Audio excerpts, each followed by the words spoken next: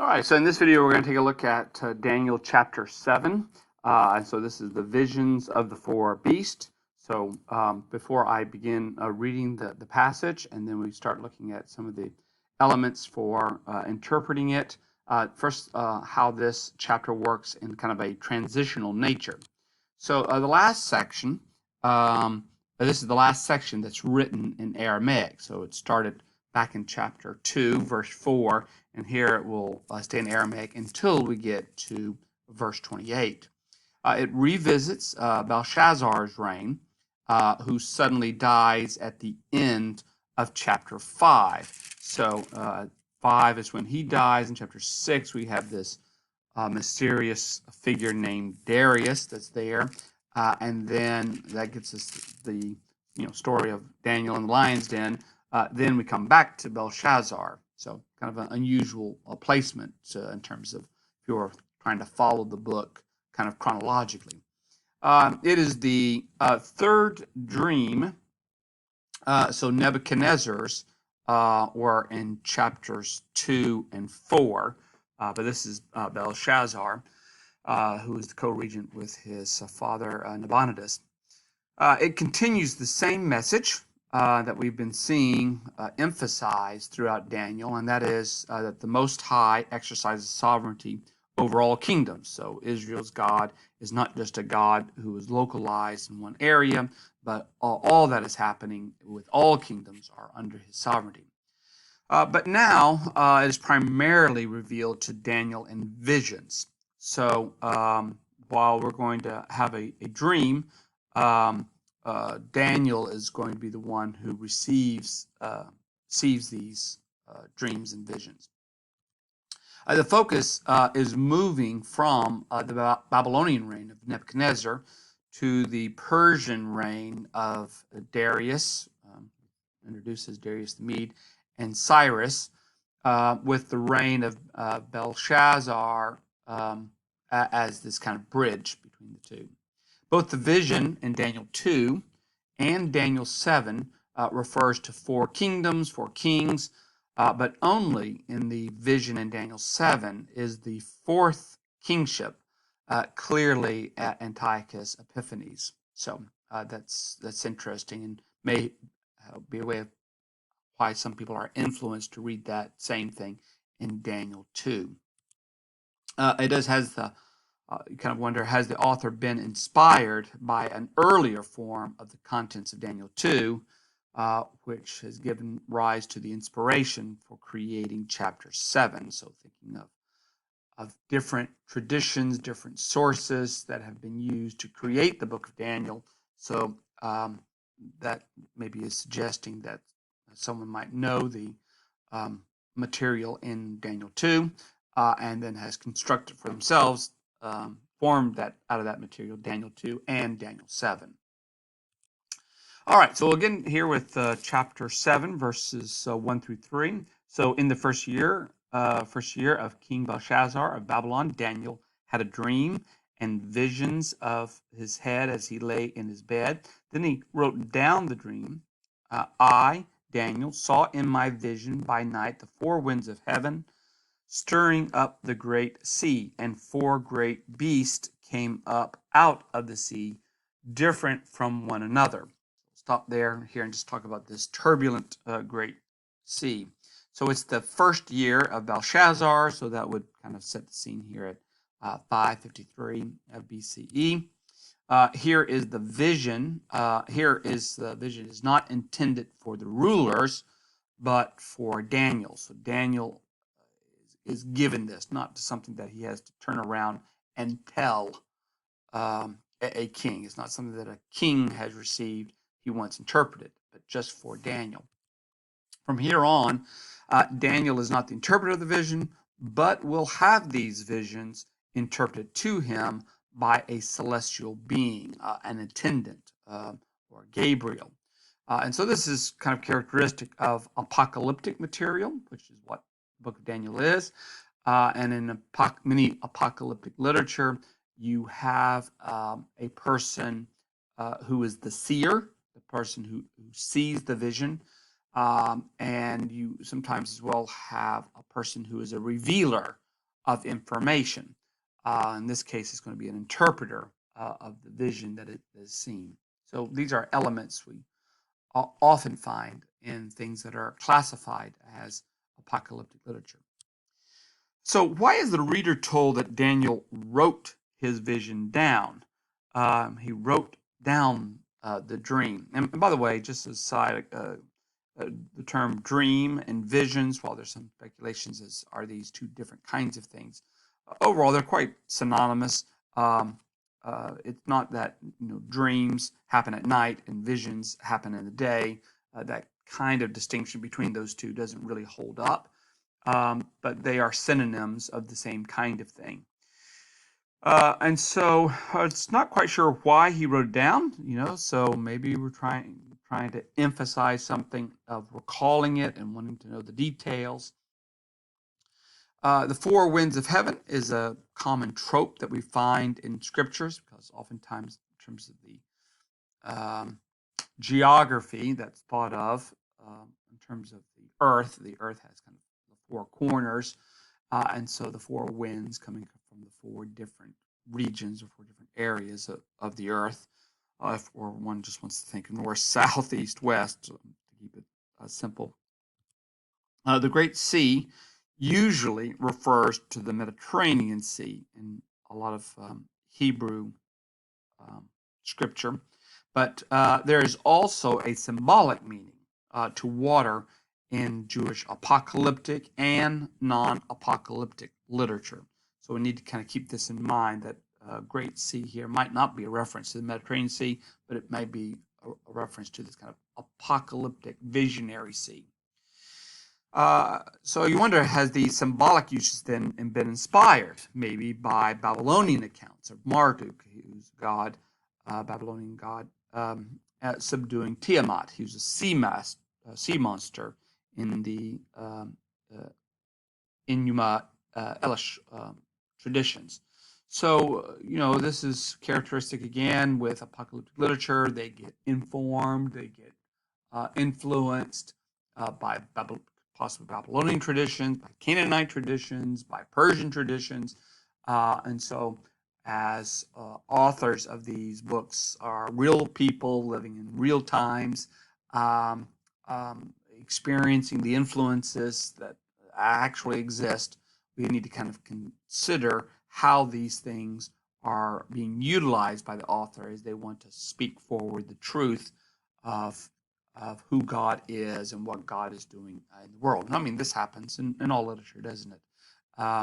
All biblical authors are real people living at real times and are engaged in the cultural influences at the time in which they are living. And that just needs to be kept in mind as we're reading Daniel 7.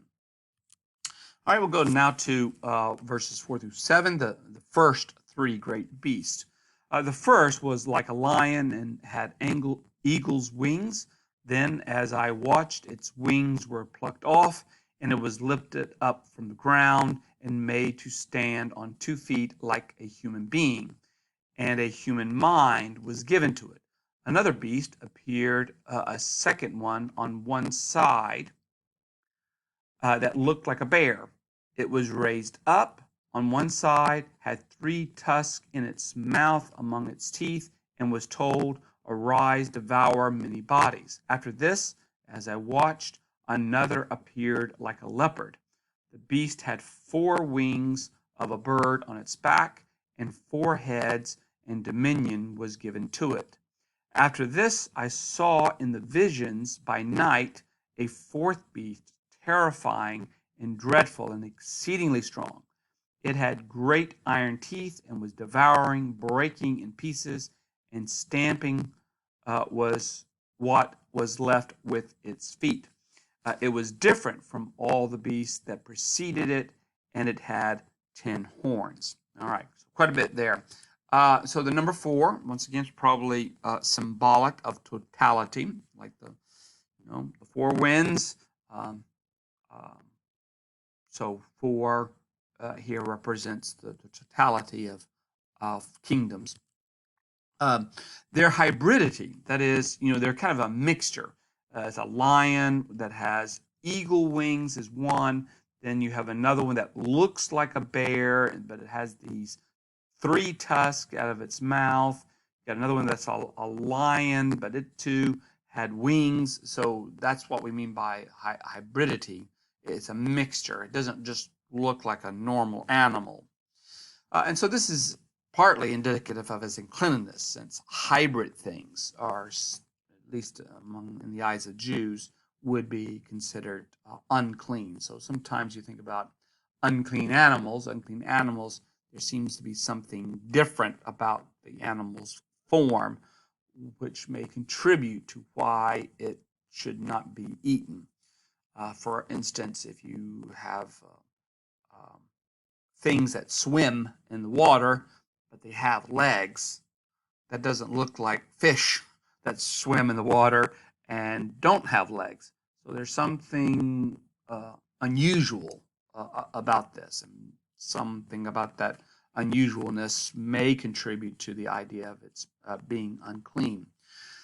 But wings as well, a winged lion-like creature, like those that are imagined. We even have reliefs from archaeological finds today, images in Babylon. And so we're going to get the wings that allow it to roam. It allows it to move, but that's going to be defeathered, so it's going to be limited. Interestingly, Nebuchadnezzar was given the mind of an animal, 4:16, but here an animal is going to be given the mind of a human. So interesting how that we have that contrast. We have something of like maybe a deformed bear, having these three tusks or it could be three ribs instead of three tusks. The Hebrew here might be translated with ribs, and it's told to devour many bodies. So you kind of wonder if this creature might be symbolizing the Medes and their destructions of three rulers or three peoples. You might want to refer to Siao on page 104, who talk about this possibility. So another powerful looking creatures, and again, something different in terms of its form. Then we have a winged leopard like creature, and then this winged leopard has 4 heads. And again, you wonder if this might be recalling Ezekiel's creatures with 4 faces and 4 wings. So you'll find that in Ezekiel 1:6. So Ezekiel's material may be another influence upon the author. So imagine that material existing prior to the composition of Daniel. So these are our first 3 great ones, and then we're going to get a 4th great beast. So let's pause and look here at this 4th great beast. So I was considering the horns when another horn appeared, a little one coming up from among them to make room for it. 3 of the earlier horns were plucked up by the roots. There were eyes like human eyes in this horn, and a mouth speaking arrogantly. All right, so just pause for this 4th great beast, what that is. The 4th beast is terrifying, it's dreadful, it's exceedingly strong. So this repetition of trying to describe its power. So it's not like a beast, it is a beast. Then we get this beast that appears. So this is quite different and instead of the other ones. In terms of how terrifying it is, although the other ones are terrifying. When you get a bear that's got these tusks or ribs in its mouth and it's told to devour many bodies, that's quite terrifying. You know, lions can be terrifying animals, and a leopard as well can be a animal that can be terrifying. But they're all strong. But this one is quite different in the way in which it's described, the level of its ferociousness. Its destructive nature then is emphasized by its iron teeth and its foot stamping action. So it is not acting seemingly under the control of heaven. It seems to be acting on its own, or in arrogance, or in resistance, as it were, to heaven's influence. So you'll notice some of the stories earlier on with Nebuchadnezzar, even Belshazzar, that some of these kings seem to recognize, Israel's God, or the God of Daniel, or Shadrach, Meshach, and Abednego. They seem to make statements kind of favoring God after they see things that take place. But this fourth great beast does not. This fourth great beast does not have any kind of awareness. What it stands for, it does not have awareness of God. So horns are often symbolic of authority and kingship. So I was considering the horns when another horn appeared, a little one coming up from them to make room for it. So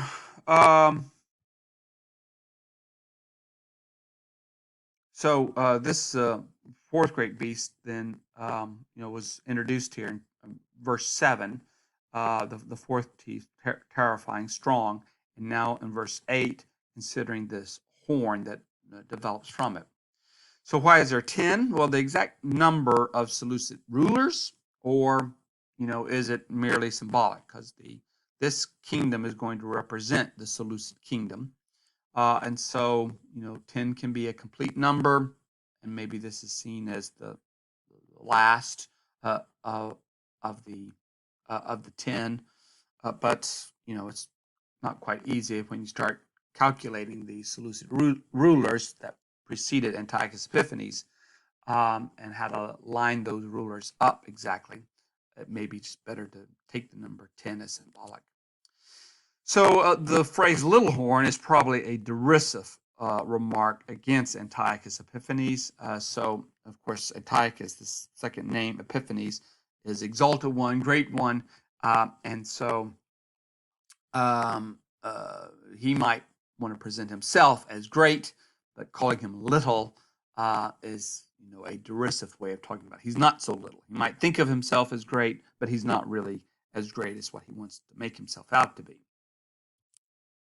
So what is being referenced by 3 earlier horns being plucked up by its roots? That's a curious thing. There were, Antiochus comes into his reign in a convoluted way. There were supposed to be, there were these other rulers and their successors, but Antiochus wasn't in that line. And so does this have to do with how these other rulers and their succession to the throne get uprooted? How they are they lose control, or they are put to the side and not able to rule. So, is this reference to 3 earlier horns? Is that a reference to those historical events? Okay, so now we'll go to verses 9 through 12. So as I watched, thrones were set in place, and an ancient one took his throne. His clothing was white as snow, and the hair of his head like pure wool. His throne was fiery flames, and its wheels were burning fire. A stream of fire issued and flowed out from his presence. 1,000 thousands served him, and 10,000 times 10,000 stood attending him. The court sat in judgment, and the books were opened. I watched then because of the noise of the arrogant words that the horn was speaking. And as I watched, the beast was put to death, and its body destroyed and given over to be burned with fire. As for the rest of the beast, their dominion was taken away, but their lives were prolonged for a season and a time. So we'll stop there at verse 12. So when describing heaven seen, the author now is going to revert to poetry. So we have this kind of more prose type of writing. So now we get poetic structuring that takes place here in verses 9 through 10, and then in verses 13 through 14, which we will read in just a minute. So a heavenly courtroom scene then is a feature in the Old Testament. We see this kind of in Genesis. We shall make man in our image. You also have Job, where God has this kind of court, and he brings forth all of his celestial beings, as well where the Satan figure comes in. And you'll find it as well in Canaanite mythology. So here we have kind of God taking his seat, and you have this kind of court of all these other celestial beings all kind of gathered around him. The thousands and tens may be there as support for those who on earth are going to resist evil. So the thousands served him, and 10,000 times 10,000 stood attending him.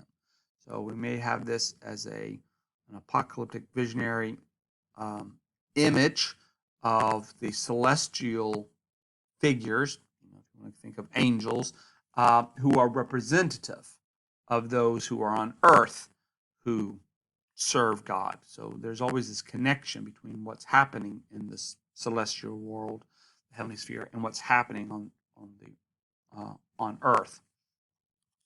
The God as the Ancient of Days, or the Ancient One, is reminiscent of the Canaanite El, who is kind of the father of times. And so this language picks up that one. The Ancient of Days, one who has seen all of time. His white attributes is probably indicating something of his age. Clothing was white as snow. Hair of his head was like pure wool. So we get purity and age that is being indicated. God's throne with wheels is reminiscent again of that of Ezekiel. So again, another piece of evidence that might indicate how the author is influenced by Ezekiel for these visionary aspects.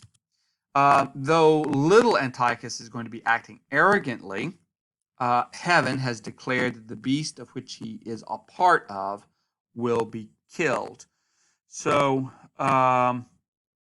what's happening then is the vision is seeing something that is supposed to will be taking place on earth. So it happens first of all in the heavens, and then what's being declared in heaven or what's being seen in heaven is letting one know what will take place on earth. The beast was put to death. So it may have happened in the heaven. It hasn't happened yet on earth, though. And God gives and takes away authority. So he is the one he's sovereign over all kingdoms, even those that are acting arrogantly against him. So God can use kingdoms in order to punish his people. And when those kingdoms act against God's will, he can take those kingdoms away and give it to others. So even those that might seem like they can destroy God's people, they are limited in what they can do. God uses kingdoms to inflict punishment on his people when they are disobeying the covenant. But there's always mercy. There's always a limitation of the suffering that will incur until God's people, repent, they turn, they confess sin, and then God brings about deliverance.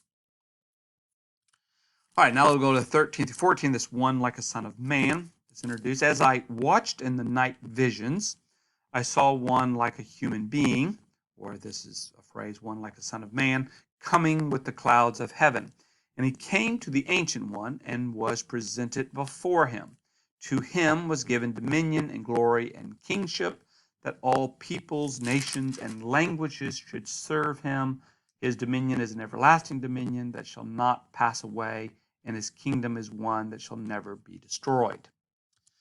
So the one like a son of man comes riding on a cloud to the Ancient of Days.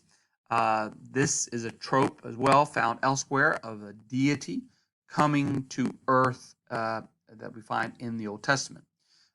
Again, I'll direct your attention to Sial, who also points out that the Canaanite storm god Baal was a rider on the clouds. So clouds and deities are oftentimes associated. Think, when in the New Testament, when we have the Transfiguration with Jesus, there is a cloud, and then we have a heavenly voice that is there.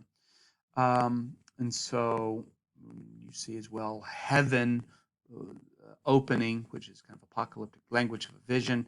And then we're going to have voices that are spoken. So, anyway, we get all this idea here of some kind of deity that arises. And when we use this word deity, again, what is it that we are referring to? One like a human being. So we've had kingdoms that have been like animals, except for one kingdom is actually a beast. And now here we're going to have someone who is like a human. So is this one like a son of man messianic? So of course the phrase son of man is notoriously difficult in New Testament writings, and its background, since the phrase son of man was used to convey several different ideas. It can convey the idea of just someone who is a human being. So think of, again, in the book of Ezekiel, when Ezekiel is described as son of man, maybe meaning mortal, you who are human being. What is man that thou art mindful of him? The son of man that you would consider him in the Psalms. So in Hebrew parallelism, son of man is like a man, a human, not just like a man. They are humans. So sometimes Jesus' use of son of man can describe something about a human being.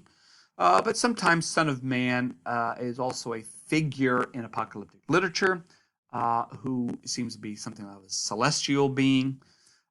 So what happens here? Well, is this son of man messianic? Meaning, is it a reference to one who is a king? Well, certainly it has messianic connotations because to him was given dominion. And when we think of Messiah, one who is chosen, this word indicates a person who is chosen by God to carry out a particular role or function. One Messiah is a Davidic Messiah who is a king. So this one is to him was given dominion, glory, and kingship. So in that sense, yeah, it looks like we might have a messianic connotation to it. But we're going to have to be very careful here, especially those who are Christians, and sometimes we want to read into this language of Son of Man a direct reference to Jesus, since Jesus seems to use the phrase Son of Man when talking about himself in the Gospels. And so sometimes there's this interest in just jumping to Daniel 7 and then saying, well, it's Son of Man here. Jesus calls himself Son of Man. So this Son of Man is a prophecy about Jesus. You've got to read Daniel 7 to see what the author of Daniel 7 is thinking about. He's probably not thinking about a Jesus who comes, much later. He's got something else going on in mind as he's thinking about this particular vision. So in other places in the Old Testament, Son of Man then refers to a human being. So here's a couple of references that I have. And so you wonder about it here. Is this where, is he talking about a person? This figure's glory and kingship will not pass away nor be destroyed, as did the other previous ones. So all these other kingdoms will be taken away. Their dominion is going to be taken away. While their lives might be prolonged, but the kingdoms are gone. This one, no. This kingdom is a lasting dominion, will not ever be taken away. His kingship is one that will never be destroyed.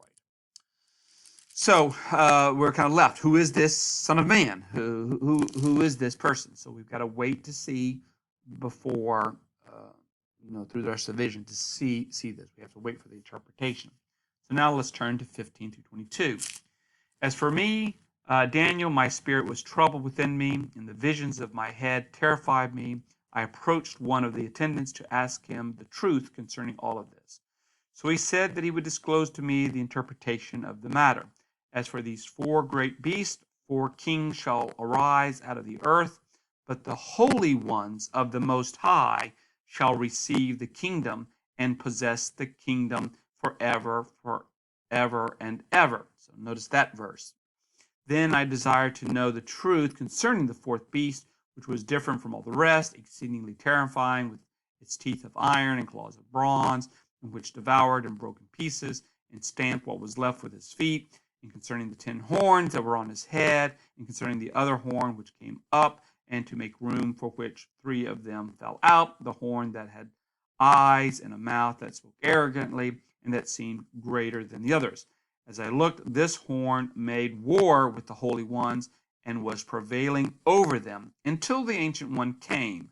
Then judgment was given for the holy ones of the Most High, and the time arrived when the holy ones gained possession of the kingdom. So we'll stop there.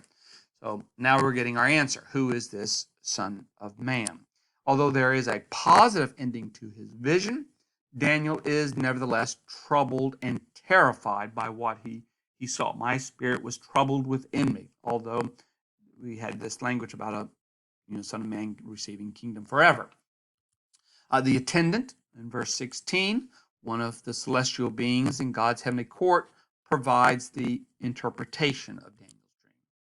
The 4 beasts that arise out of the sea are 4 kingdoms that arise out of the earth, but the holy ones of the Most High will reign. So you see that's a plural, the holy ones, not a singular individual.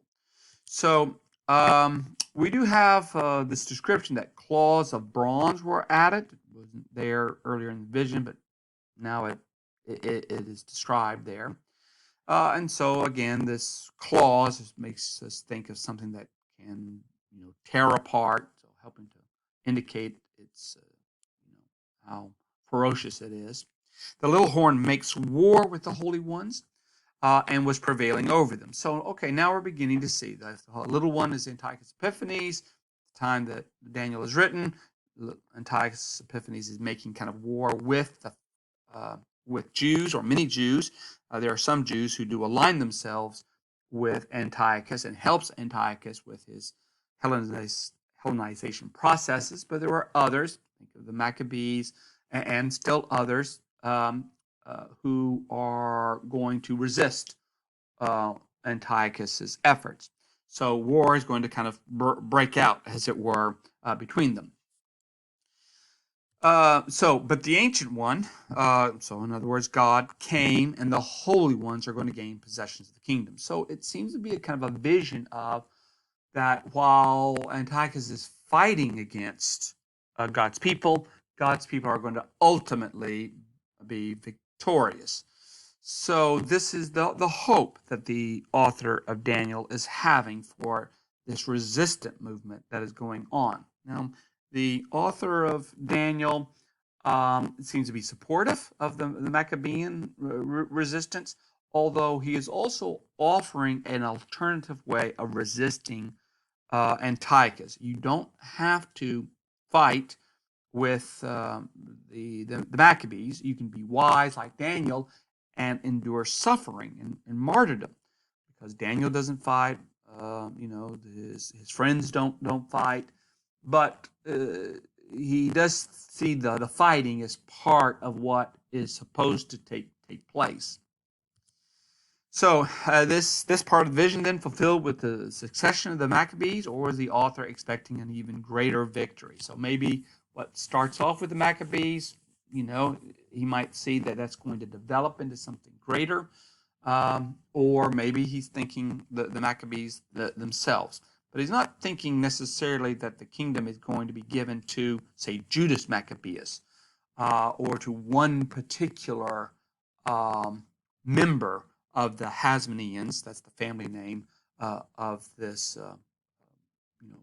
group that started resisting Antiochus. So now we're going to finish here with the last few verses, 23 through 26. So this is what he said. As for the fourth beast, there shall be a fourth kingdom on earth that shall be different from all the other kingdoms. It shall devour the whole earth and trample it down and break it into pieces. As for the 10 horns, out of this 10 kingdom, 10 kings shall arise, and another shall arise after them. This one shall be different from the former ones, and should put down 3 kings. He shall speak words against the Most High, shall wear out the holy ones of the Most High, and shall attempt to change the sacred seasons in the law, and they shall be given into his power for a time, 2 times, and half a time. Then the court shall sit in judgment, and his dominion shall be taken away, to be consumed and totally destroyed. The kingdom and dominion and the greatness of the kingdoms under the whole heaven shall be given to the people of the holy ones of the Most High.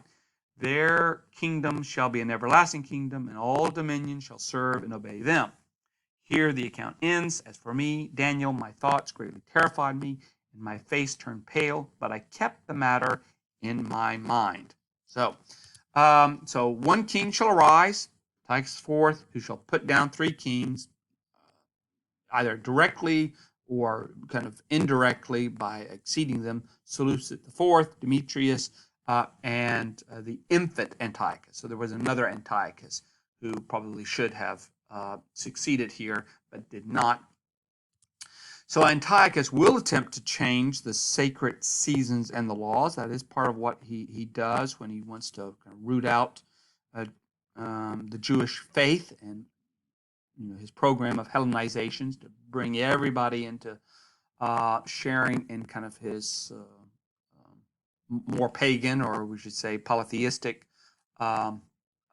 religions, which Jews were resistant to. So was Antiochus wanting to change a 364-day calendar with a 360-day lunar calendar? Is that what we're talking about? Or is the author's way of saying how the king wants history to unfold? So, just how history is to be remembered and recalled. So the expression changing sacred seasons and the laws is not really quite clear. So what is the significance of a time, 2 times, and a half a time there? So there is, we have 3.5 years then. So this is the time from the abomination of desolation, which is on the 15th of Kislev, so the Jewish month Kislev, 167 BCE, to the time of the temple's rededication, which is the 25th of Kislev, 164 BCE. Is that what we're talking about? Or is this a break from a doubling meant to convey limitations and unexpected end?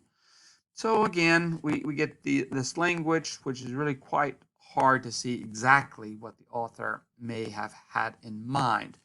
But the idea of a time, 2 times, and half a time, again, shows limitation. So what does this word period or time even mean? Instead of saying it in terms of years, a year, 2 years, and half a year. So what is the idea of time suggesting? So again, another curious thing. Continue on here with these interpretation. The greatness of the kingdoms, note the plural, will be given to the peoples of the holy ones. So here again, if we think of holy ones as maybe thinking of the celestial beings who are surrounding God's court, who are representative of the people on earth. So the people of the holy ones, that is the people being represented by the holy ones of the Most High up in this kind of celestial court. All dominions shall serve them. So is this expecting that Israel will rule the whole world, or just the power of the kingdoms? All these other kingdoms will be given to Israel, which they will exercise over their area, while others are exercising authority over their area. Again, not quite clear what's envisioned. The inclusio of Daniel's terror is going to end the episode. And so does the vision leave Daniel uncertain about his aspects of it? Specifically, the extent and the scale of the suffering. So there's going to be a time when the peoples are going to be given into his power. And so what's going to happen to the people when they are under his power for this time, 2 times, and a half a time? So it's limited. because it's a beast, it's going to be quite terrible, and that may be why he is terrified about it. Daniel keeps this matter in his mind, in his heart. This verse does not mean that Daniel has kept it hidden, but that he is pondering it. So he's wondering, what does this mean, which is now being revealed to the reader who is reading Daniel. So Daniel may have been pondering it, but now we, or the reader of Daniel, are going to know, because they are living in the time after these events have occurred, or they are living at the time when these events are unfolding. Kind of keep that in mind as well. Just interesting, that idea of keeping something in their heart, pondering it. Maybe one might think in Luke's gospel, after Jesus goes to the temple, and his parents find out where he's been, and he has to explain. Well, one of the things described about Mary is Mary ponders these things in her heart. She keeps them. So that's kind of interesting, this idea of pondering. Something is mysterious, left to be unfolded later on. All right, I think we'll leave that there, and that ends Daniel 7.